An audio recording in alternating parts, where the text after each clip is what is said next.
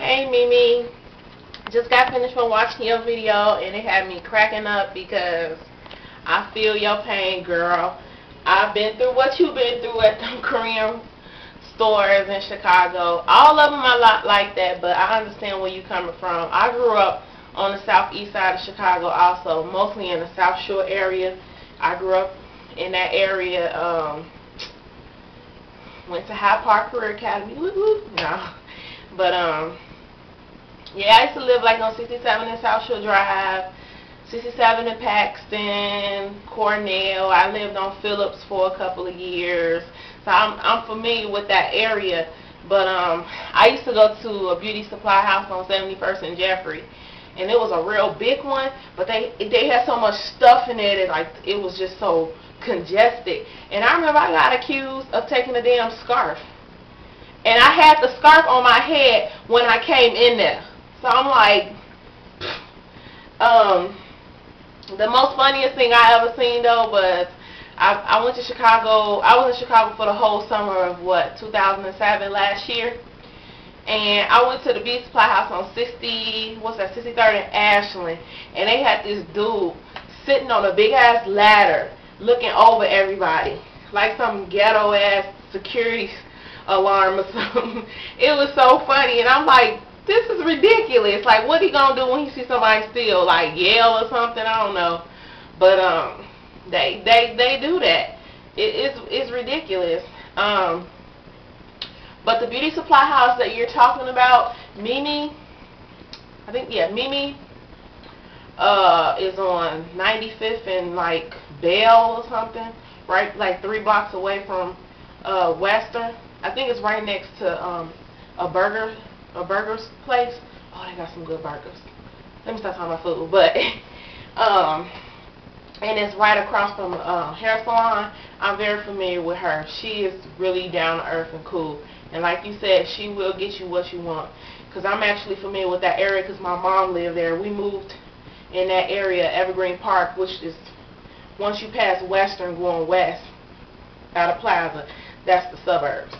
So I lived there from 16 all the way to 21, so I'm real familiar with that area too. And she is really, really good. I like her. Like you said, if you need something, she will get it for you.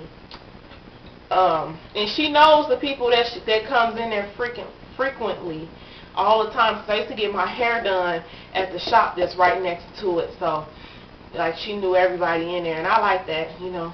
And it was weird to just see a black-owned beauty supply house because, you know, you never heard. That's very rare.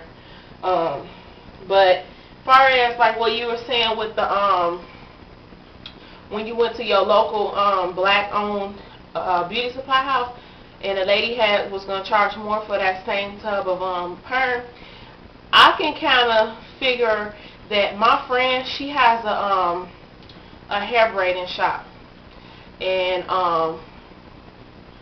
she told me that a lot of times she has to charge more than the Africans because the hair that the Africans get, they get it at really good discounted prices, and they will not tell people how, you know, where they got it from, because they have like wholesale contracts with the Koreans, and they get it real cheap, and they don't like to let the African American hair braiders in on it, so she has to charge more. So that's probably why the lady has to charge more for her perm, because she's probably paying more net than what the Asians are doing. So that's probably why she didn't want to go down on the price, because then she'll lose a lot of profit.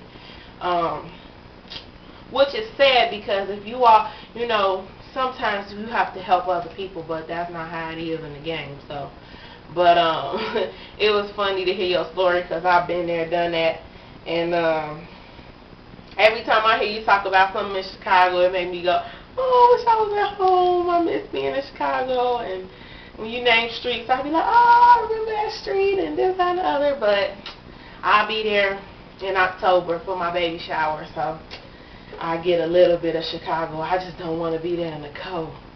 I was in Chicago in February. Oh my goodness. I was like, I'm from here? Damn, it's cold. All this snow. As I say, I haven't really been in Chicago in the wintertime except this one time in February of this year.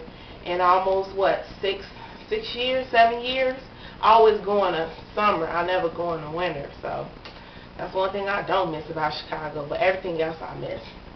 So I just wanted to make a response video letting you know I feel you, girl, and I'll talk to you guys later.